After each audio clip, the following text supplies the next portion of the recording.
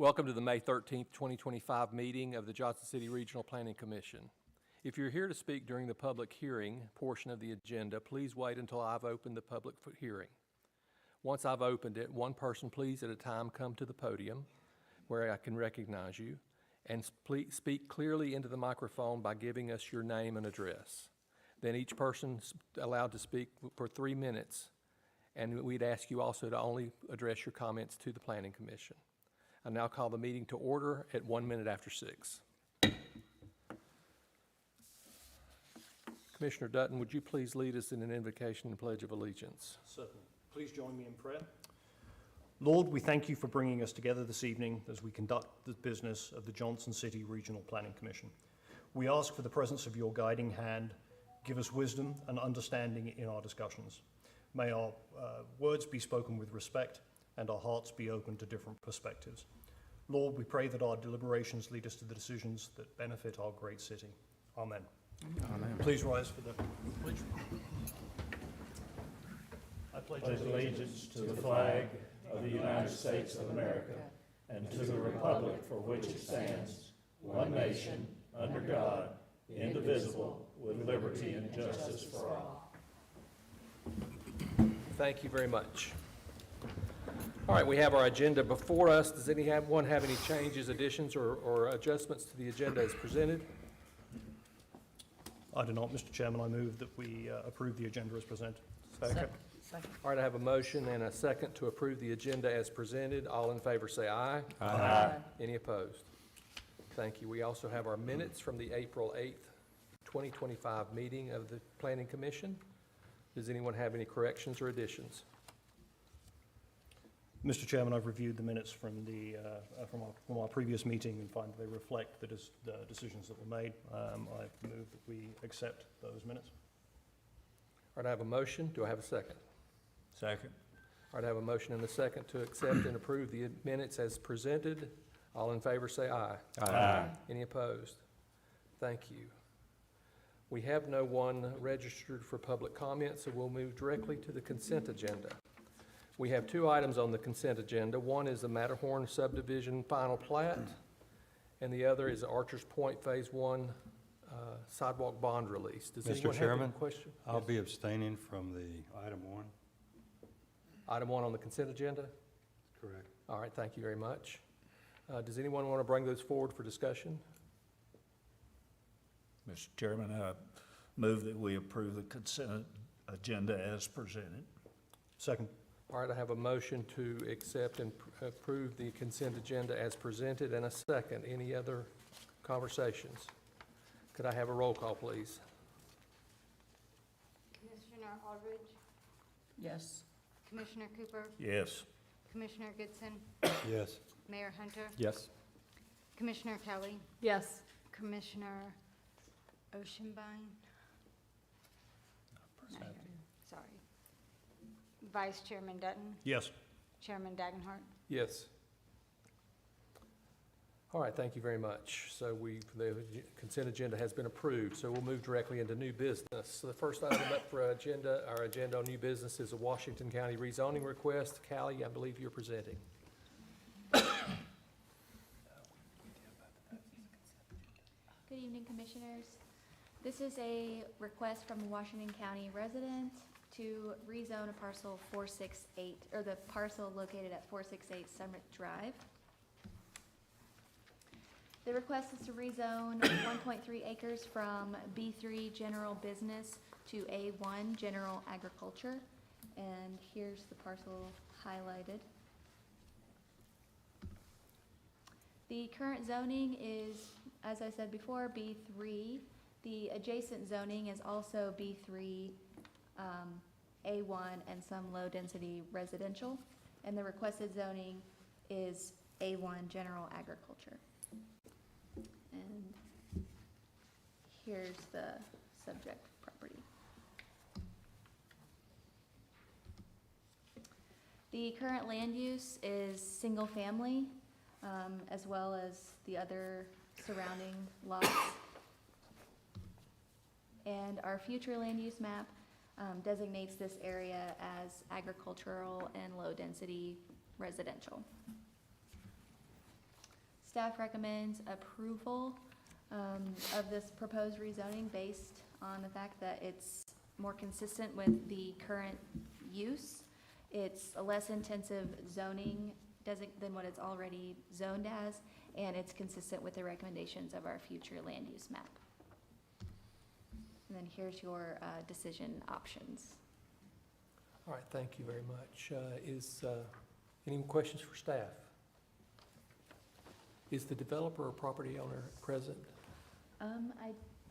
Yes, he is. Do you have any comments or anything you'd like to share with us, sir? If you could please come to the podium.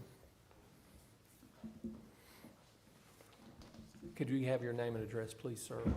Carlos Bailey, 468 Summit Drive, Yes, sir, Jonesboro. Thank you. It's good. You don't have to touch it. Do you have anything you want to tell us or any questions for the property owners commission?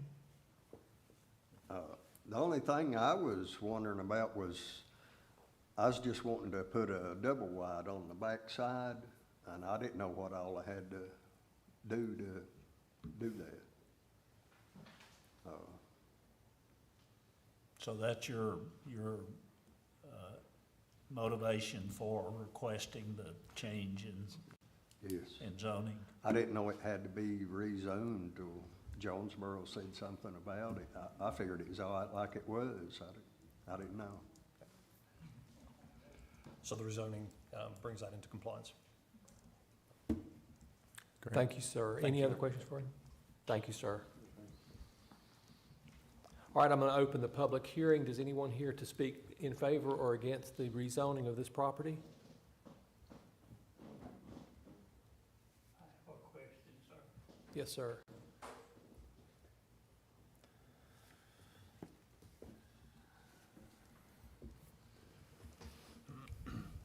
Could you please give us your name and address, please? My name is Creed Guy, and my address is 478 Summit Drive. I have a piece of property adjoining this gentleman. It's also commercial. And I'm wondering, this that he is asking for, is that the whole plot, or is that just his land? Yes. That is just his property only. So it don't affect any of the other properties that is zoned for business, correct? That is my understanding, and Cal and staff is nodding their head, yes, that is correct.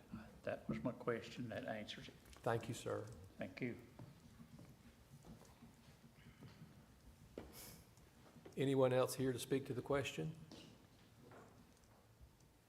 Okay, seeing none, I'll close public comment. Commission, now the questions for us. I'd like to make a motion that we approve the rezoning request from B3 to A1. Second. All right, discussion. And I think from my perspective of reviewing this, we're down zoning something. But Yes, and I always think, easy- always easy to go in that direction. I think the property owner explained why he's seeking the rezoning. That all makes sense. I don't think there's any controversy in this request. and I think to be specific, we're recommending the rezoning. We don't get the authority to make that final call. We are making a recommendation. Is that correct? Correct. And it's more consistent with the surrounding area, so. Full support. All right. Seeing no other discussion, would you please call the roll? Commissioner Aldridge, Yes. Commissioner Cooper, Yes. Commissioner Goodson, Yes. Mayor Hunter, Yes. Commissioner Kelly, Yes. Commissioner Williams, Yes. Vice Chairman Dutton, Yes. Chairman Dagenhart. Yes. Okay, the next item is Mr. McNamer up. It's a text amendment to the Johnson City zoning code.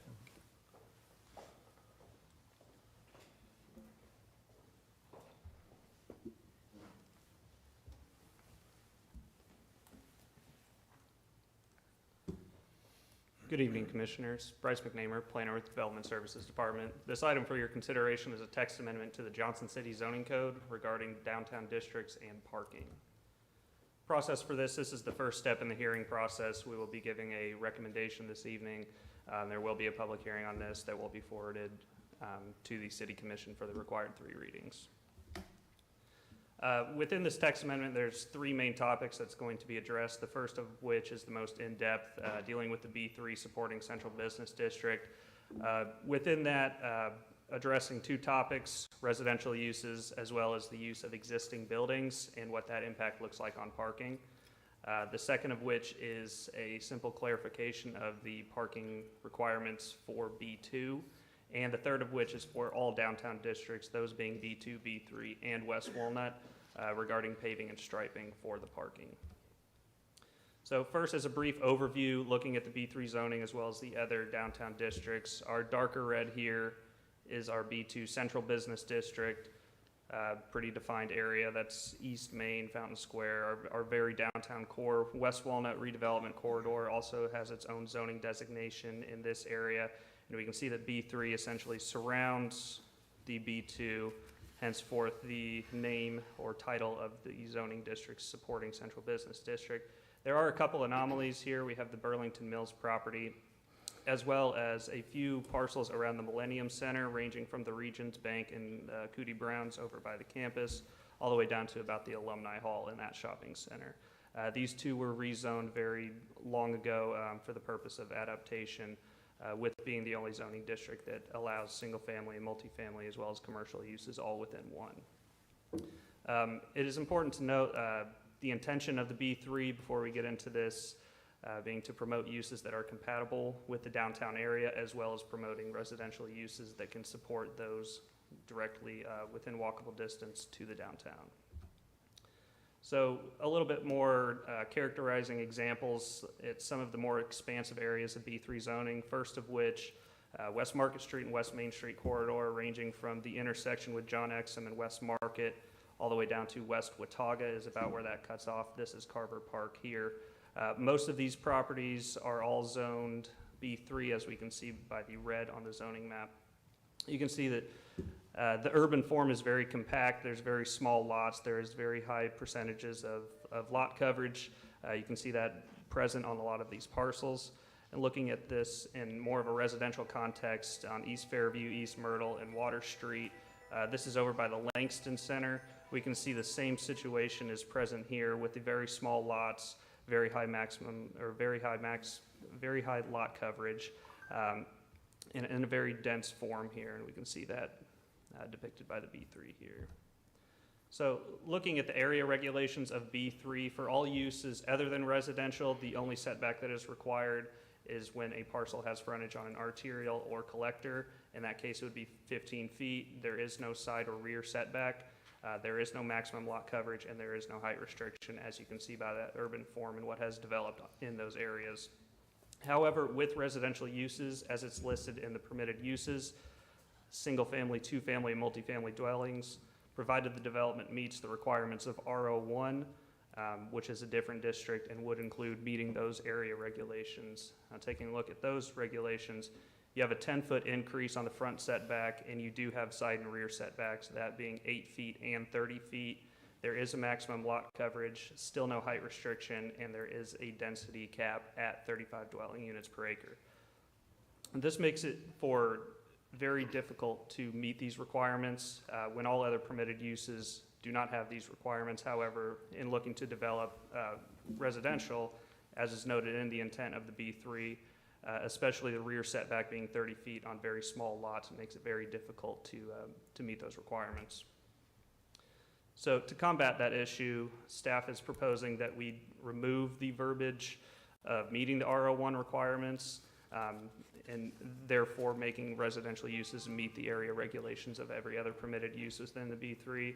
However, keeping a maximum density cap that staying the same at 35 units per acre. Now, moving into the parking realm of the B3, just as a brief overview for parking regulations, these are the 3 times that we would require parking be established, and we would require, therefore, minimum spaces. The time of an erection of a structure, when a main structure is enlarged with more dwelling units, or conversion from one zoning use to another, which is the one we're going to focus on a little bit more, especially with the B3. So in general, and very briefly, when we're looking at converting a use with an existing building is what we're trying to look at here. As a theoretical example, say the 2,400 square foot warehouse that was required 6 spaces per employee, as is spelled out in the required spaces. When there comes a proposal to change that use to something that requires more spaces, we then require them to establish more parking. It is not always extremely simple in this manner as this graphic depicts, especially in the B3. A lot of the times it looks a little bit more like this with these smaller lots and with the lot coverage issues of these existing structures.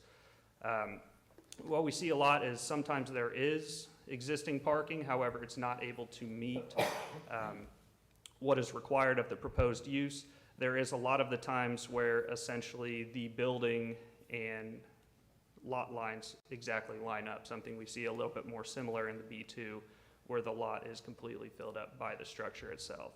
Therefore, parking is unfeasible and cannot be implemented without considerable reconstruction or complete removal of the structure itself.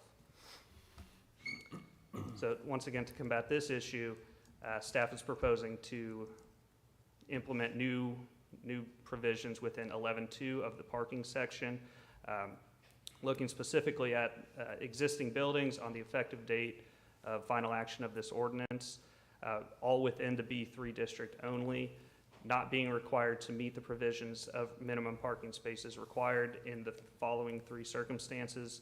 First of which being A, the property is changed to a permitted non-residential use, as we saw, moving from an office to a store, from a store to a daycare center, something such as that. Looking at residential uses, excluding the single-family and 2-family dwellings that would have a lower impact on a parking issue that could be created. The building primarily reserves ground floor space along principal road frontages for non-residential uses. This is encouraging a mixed-use development with a storefront along the street or some other sort of non-residential use.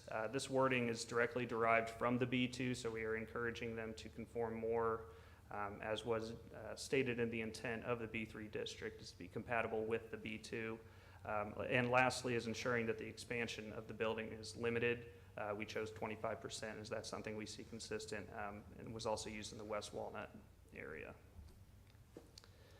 It is also noted that not all of the proposed developments looking at existing buildings are going to be able to meet those criteria, and there is a need for new construction and new multifamily development, and still recognizing the scarcity of land that is available to meet these parking requirements.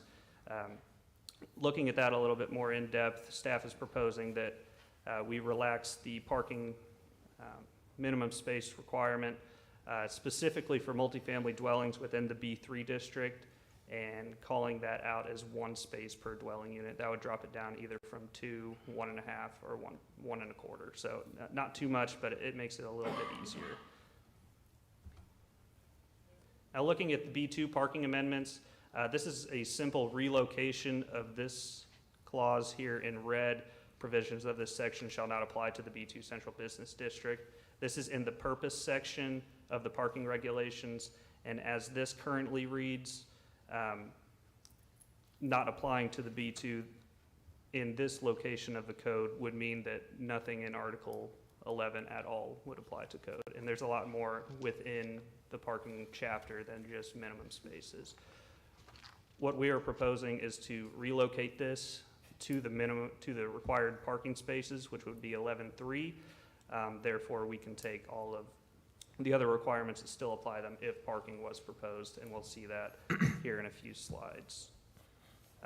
And the last topic of interest, looking at all downtown districts, those being B2, B3, and West Walnut, establishing new provisions within this section. As this reads, each required space is to be paved, and each required space is to be marked and painted, and recognizing that there's a possibility of exemption, therefore there wouldn't be a parking requirement, as well as overflow parking or other parking that would not be required. In order to meet the intent of the urban core in the downtown, as well as recognizing the density and the character and safety and what we would like in the downtown area, we are proposing to require that any parking to be established in our downtown core would be paved and painted to avoid confusion and to help with safety. So going back to that point that I made on 2 slides ago, what is currently not applicable by having the B2 provision in there as it is now and exempting it from the entire chapter, we have many more things in there apart from the required spaces, such as access to drive aisles, turning space, parking area maintenance, the design standards, that'd be the 9x18 standard parking space, as well as the angles and drive aisles, as well as handicap spaces. And then, as noted, with the paving and painting is currently not applicable to B2, it's also currently not applicable to required parking. So therefore, amending that and having consistency across those 3 downtown districts to all be paved and striped. Looking at the bridge plan, this is supported by 3 different policies here. First, in the land use element, to reduce minimum parking standards to prevent inefficient creation of underutilized costly land development. Also in the land use element, promoting the revitalization of the downtown area and other urban commercial districts. And last of which, within the downtown revitalization element, encouraging the renovation and rehabilitation of existing buildings and storefronts.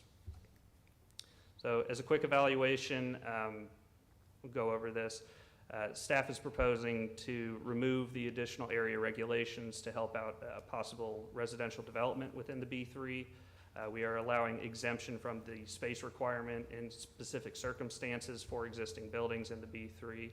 Clarifying that B2 clause to be more consistent with the rest of the districts, and then including requirements for paving and painting in all of those downtown districts.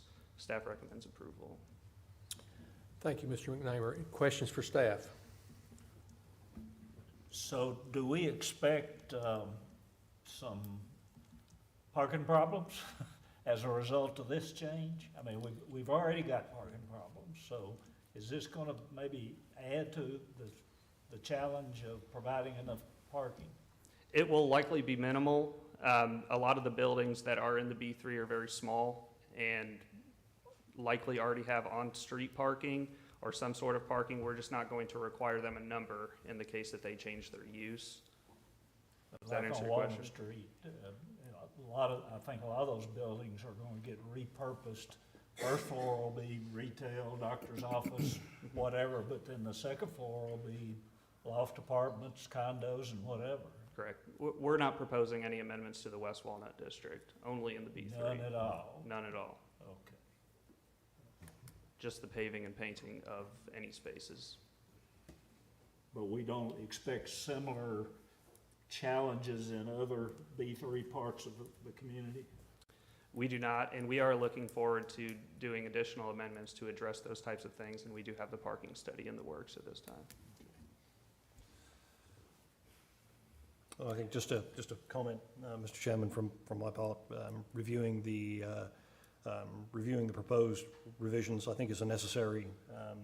These are necessary revisions. It's sensible revisions, and I think it's been well thought through and structured. I don't have any concerns. I'll just echo some comments. First of all, excellent job, as usual, in your presentation. You know, as someone that's been fortunate to serve on the JCDA for 10+ years now, you know, I've been witness to a lot of progress in downtown, but it's easy to put your rose-colored glasses on and not see the blight that we still have. We still have empty buildings. We still have buildings that need repair. And so anything that I think we can do to be progressive, particularly in the downtown adjacent areas, I think it behooves us to support a text amendment like this. So. All right, Mr. McNamara, I believe your timeline indicated we should be having a public hearing on this topic for this evening. That's correct. All right, I'll open the floor for a public hearing. Is anyone here to speak to the question in favor or against? Seeing none, I'll close the public hearing. All right, gentlemen and ladies, questions for us? I'll make the motion to approve the text amendment as presented. Second. All right, any further discussion to approve the text amendment as presented regarding downtown districts and parking in Johnson City zoning code? All right, Heather, would you please call the roll? Commissioner Aldridge, Yes. Commissioner Cooper, Yes. Commissioner Goodson, Yes. Mayor Hunter, Yes. Commissioner Kelly, Yes. Commissioner Williams, Yes. Vice Chairman Dutton, Yes. Chairman Dagenhart. Yes. All right, thank you very much. All right, now we have a Washington County zoning resolution question before us for a recommendation.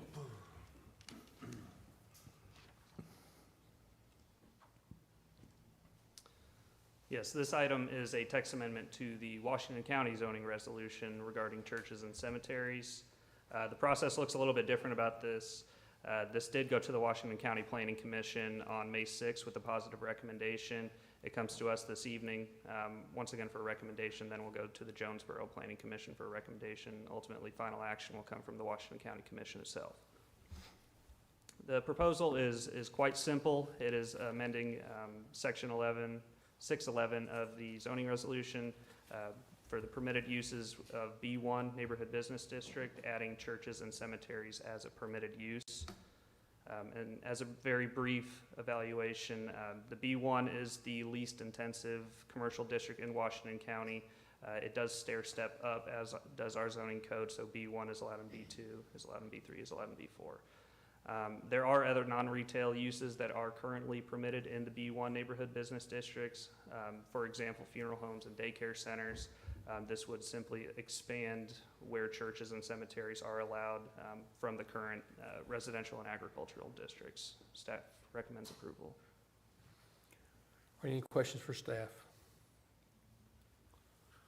All right, again, we'll open the floor for public hearing. Anyone to speak to the question? Seeing none, I'll close the floor.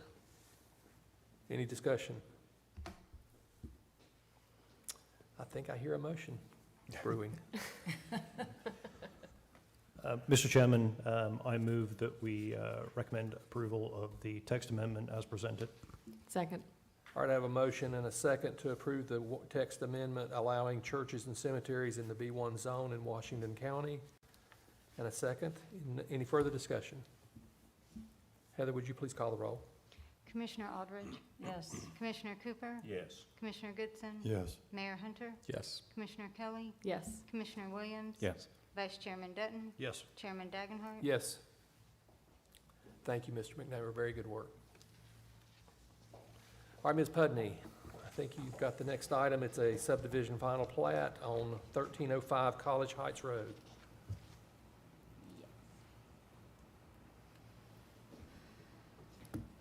Good evening, Commissioners.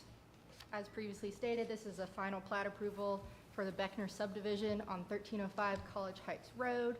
This request may look a little bit similar from a previous request from last month, so I'm just going to give a brief history and kind of how we got to this final plat today. So the property is located in the designated area. Just to make it a little bit easier to track, the ETSU football field is to the northwest, so it's relatively close to the ETSU campus. And it is zoned R3, and the request is for a 3-lot final plat subdivision. Going back to last month, the original preliminary plat was approved by the commission for 4 lots with sewer extension required to lot 1.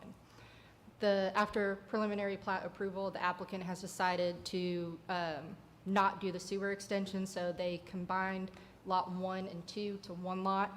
So now there's no sewer extension required, so they are bringing it back for just a 3-lot final plat approval. Just a little aerial, the existing house and structure is there. The lot 1 is along College Heights Road, and lot 3 is the rear property. For density, R3 allows 7 units per acre, so lot 1 would allow up to 4 units. Lot 2 has 3 existing units, and they would be allotted 3 more for a total of 6, and lot 3 may have up to 10 units with a total of 1.45 acres. There are no new roads or sidewalks being proposed for this subdivision. Staff recommends approval of the final plat due to it meeting the requirements of the Johnson City subdivision ordinance. And those are your recommended options. Do you have the developer or the property owner present? Yes, the developer is present. Do they have anything they'd like to share with us? Not really, just be Could we get your name and address, please, Randy sir? Beckner, 1002 Katie's Way, Johnson City. The main thing is I'm wanting to subdivide to sell the middle parcel off so that I have the funds to develop the other two. And then I will come back and subdivide that front parcel into two and do the sewer extension, so that's the change. Thank you, sir. Any questions? Thank you, sir. All right. Discussion amongst the planning commission. Mr. Chairman, I think this is pretty straightforward. Accordingly, I'll just go ahead and move that we recommend approval of the final plat. Second. All right, I have a recommendation to approve the final plat for 1305 College Heights Road, and a second. Any further Second. discussion? Seeing none, I'll ask for the roll to be called, please. Commissioner Aldridge, Yes. Commissioner Cooper, Yes. Commissioner Goodson, Yes. Mayor Hunter, Yes. Commissioner Kelly, Yes. Commissioner Williams, Yes. Vice Chairman Dutton, Yes. Chairman Dagenhart. Yes. All right, Ms. Putney, I think we're up for another final plat. Correct. This request is for a final plat approval for Keebler Meadows Phase 1B. Get acquainted with the site. The Fire Station 8 is to the northeast. Suncrest Drive and Sam Jenkins Road encompass the property. It is approval for a final plat for 81 lots in an RP3 zoning district. To just kind of what part of the plat we are looking at, this is a total Phase 1 plat, so the Phase 1B is indicated in red, is the plat that we're approving tonight. Timeline, the Phase 1 preliminary plat was approved April 9th, 2024, and this Phase 1B final plat was submitted April 15th for consideration for approval. And the plat is on 3 pages, so that's why the next 3 slides are sections of that plat. Again, 81 lots are being part of Phase 1B. 5 new roads are built to local street standards: Edison Road, Artist Avenue, Ollie Street, Morsel Court, and Godfrey Lane. There is a bond to cover the incomplete work of $824,000. The subdivision ordinance requirements are met for the plat, and staff recommends approval and acceptance of the bond amount. And just wanted to, I know we're seeing a lot of Keebler plat, phasing plat, so just wanted to remind the commission of what we've approved already. So the green, the townhome phase is already approved preliminary plat. We have approved the Phase 1A. Tonight, we are hearing Phase 1B, and 1C will be in front of the commission at a later date. But that's kind of what the breakdown of this plat includes. Again, staff recommends approval, All right, thank you very much. and the developer is here. Does the developer have anything to add? Thank you, gentlemen. Any questions for the developer? All right, discussion? Mr. Chairman, again, I think this is this one's pretty straightforward.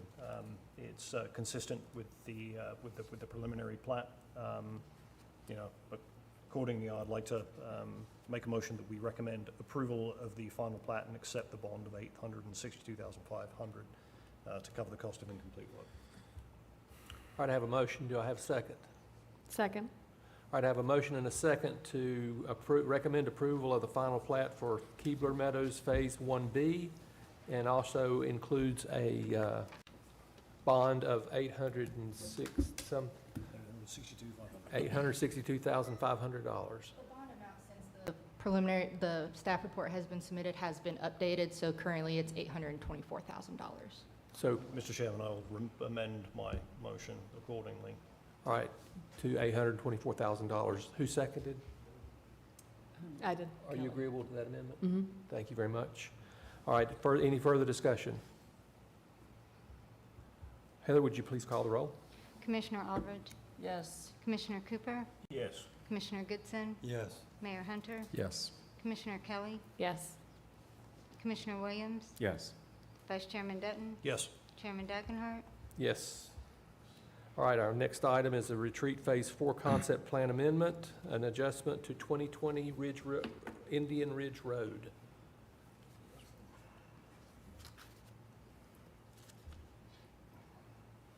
Before the commission tonight is a concept plan amendment request for Phase 4 of the retreat located at 2020 Indian Ridge Road.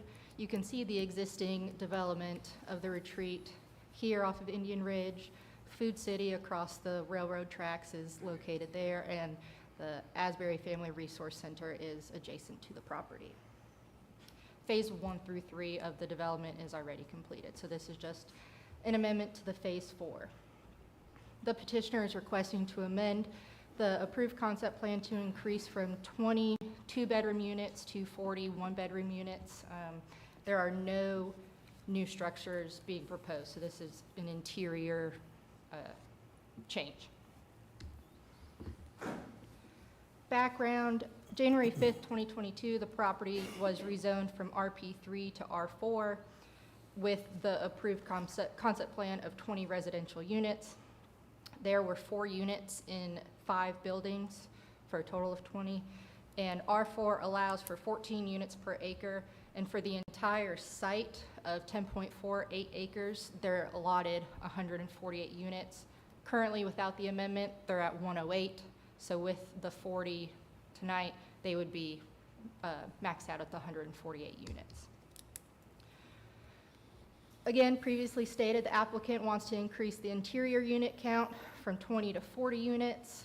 There are no new structures being proposed, so the concept plan is identical to the one that was proposed in 2022, since there's no new structures. There was an excess of parking in the 2022 plan that was being proposed, so now they still have adequate parking for the 20 additional units. The future land use calls for the site to be for residential development, and the draft 2025 land use map also shows it being for neighborhood residential, so the amendment is still in line with the current and proposed land use. A neighborhood meeting was held April 28th. We've received there were no attendees, and we've received no phone calls or email concerns from members of the public. Utilities, water is available for the project.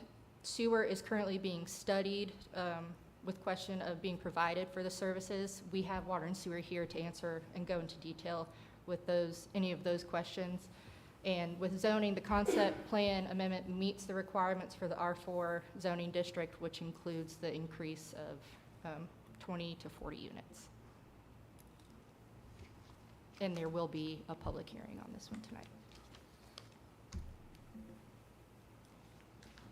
All right, any questions for staff? Mr. Chairman, I have a question pertaining to the sewer. Is that okay?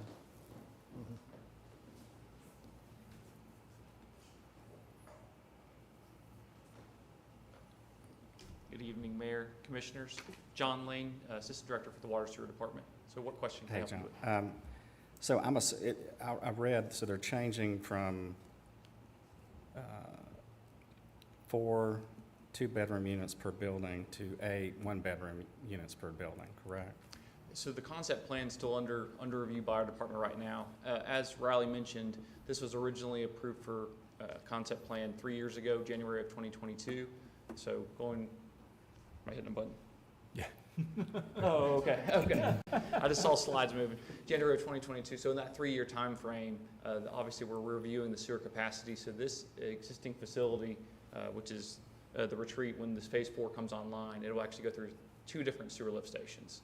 So this development, along with phase 4, what's been proposed, will go to one station called Rydell, or one station called Sylvan, then go to Rydell before it goes into gravity sewer. So as part of that process, we first reached out to our operations staff, and they had concerns about additional loading on those 2 stations. So during that time frame, in the last 3 years, Echo Suites has come online. So Echo Suites Hotel goes into the Rydell station, which is one of these 2 that would eventually collect this flow. So we actually have what we call station analyzer, which is checking the flow data going into those stations. That's underway currently. We've done that for the first station. It's underway for the second station, which is the one that has Echo Suites going into it. So So it's currently under review, and that's what Riley was mentioning there. We're looking at what the build-out would be. So the original proposal was 20 units, switching it to 40 units. So the 40 units would be five new physical structures with 8 units, so 4 on each floor, 8 Right. total units per building. So my question is, so normally when you have a 2-bedroom unit, you're assuming 4 people per unit, correct? And if you're lowering it to 1 bedroom, you're also lowering that to 2 people per unit, correct? Is that the correct assumption? The way the design criteria works for the state of Tennessee, you actually assume a certain amount of flow per person per unit. So it's 100 gallons per day per person per unit. So based on the density, yes, it would be a different calculation based on that. So if that's the case, if it's 4 people per 2-bedroom and 2 per 1-bedroom, it looks like it would be the same capacity, correct? You'd have 80 people in either scenario. Correct. But like I mentioned before, in the 3-year time frame, Echo Suites Hotel has also come online in that time period. So it's not an apples to apples comparison there based on units. You also have another hotel that has been developed and is now operational in that time frame. That also goes to the same sewer lift station. So it's not the impact of this change, it's what's happened since the last time. In that time frame, we in 3 approved it. years, yes, correct. Yeah, that was a question I had too, so that makes sense. But isn't there, I mean, there's an existing entitlement in place for the 22s, correct? Well, that's a good point. Yeah. What was the question? There is an existing entitlement in place for the 22 beds, so if you didn't need to adjust the concept plan, the developer could move forward with that right now. They have construction plans submitted. Could you come to the microphone, please? So they do have construction plans and a site plan for their 20 units currently under review with staff, and I believe Water and Sewer are still reviewing those as well. Okay. So those are in review with the sanitary department, and then that could be, what's the duration of the study? Sorry. So great question. Our plan is to have the results back before the next planning commission in the month of June. Okay. That brings up an interesting angle. We've already approved the number of people or /beds. How does, our code doesn't make that kind of discrimination, does it? Huh. And we have to do our due diligence as this process. So Johnson City has 3 different wastewater plants. I'm sure y'all are aware of that, but Rush Creek, Knob Creek, and Regional. As part of that, the state of Tennessee requires, if there's a self-imposed moratorium, if there's more than 5 overflows in the same location in a rolling 12-month period. So as part of that, any development, we look at this as a consensus to make sure that there's no concerns on capacity. Have we had any overflows, John? Going into this station, not at this time, but obviously, like I said, it's different in the last 3 years with the hotel being online. So we're trying to do our due diligence as part of this process before there's any approvals. But we know what I mean, we have flow data from before the hotel. I know, I mean, the calculated flows, I mean, people are very inconvenient and they don't emit roughly 100 gallons per day necessarily. But I mean, we know roughly what that capacity is and how much free water there is in the wet well, right? I mean, And that's what we're doing right now, That's what- so, okay. correct. Yes, so that's to be for 2 different sewer stations, like I said, that this proposed development would go through both our Sylvan lift station and our Rydell sewer lift station. So going through that process is you have to look at both average daily flow and peak flow. So those are 2 different considerations. You might have an average daily flow, but then also a different peak flow based on additional wet weather getting into the sewer lift station that happens in a rain event, and you still have to consider that as well. Okay. So, Ms. Putney, if the developer had stuck with the 20 units, he was free to proceed. Correct. In the original submission of the site plan, initial reviews, it was signed off due to with the existing unit count, and then they wanted to maximize their allotment with 20 additional bedrooms. Do you understand the concern Mhm. that, okay. Yes, Yeah. yes. And the developer is here as well, too. John, going down the rabbit hole a little bit more, I'm really sorry. if it turns out the capacity is a little short in either one of those lift stations, probably the second lift station there in the chain, do we have capacity? I mean, are we switching out some pumps, or is it going to need a bigger wet well? Or, I mean, I know you're in the study mode right now, but you get an order of magnitude, and I'm just wondering if there's something we can do. I mean, is that, you know, you're playing around with timing of it, and, you know, kind of when it's tripped, And all of those are looked into. So Johnson City, we have in our sewer system almost 100 sewer lift stations, sewer pump stations. Not all of them are the same size. So these two obviously are in varying size compared to another one that might be impacted in a different part of the system. But that is part of the considerations. Is these are two existing stations. Existing staff check them weekly, monthly, on a regular basis, and they had concerns about additional capacity to those stations. Thank you.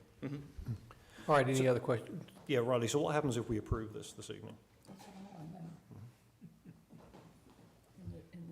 So if, once approved tonight, it goes to one reading at City Commission, June 5th at their reading, and then once that's approved, if it is approved, they will submit new site construction plans for review with staff and departments.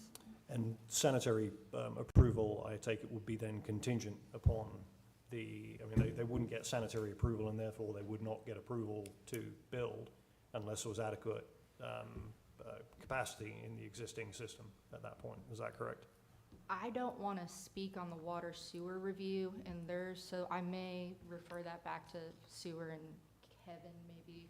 Travis does the reviews for that, but he's out of town. But I just don't want to speak on their review checklist that they take a look at.